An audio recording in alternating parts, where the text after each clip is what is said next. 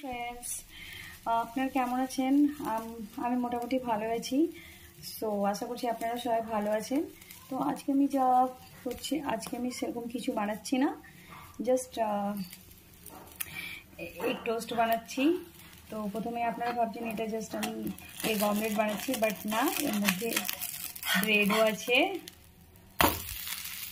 এই যে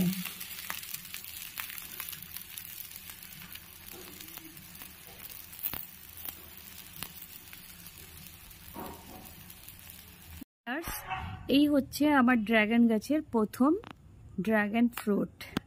এর আগে একটা ফ্লাওয়ার হয়েছিল,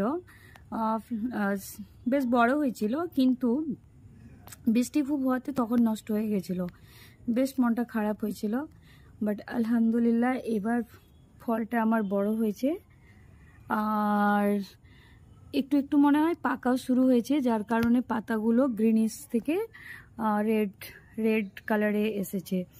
তো আমার এই ছোট্ট ফ্যামিলিতে আমার কাছে প্রথম ড্রাগন ফ্রুটটাও আমি শেয়ার করছি। বাড়িতে আরেকটা জিনিস বানানো হয়েছে, সেটা হচ্ছে তিলের নাড়ু বা সেসামে সিড লাড্ডু।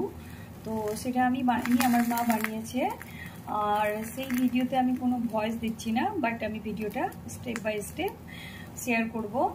আর মানে কারো যদি তিলের নাড়ু বানানোর প্রসেস নাই জানা থাকে, তো আপনারা অবভিয়াসলি আমার মায়ের প্রসেসটা ফলো করতে পারেন।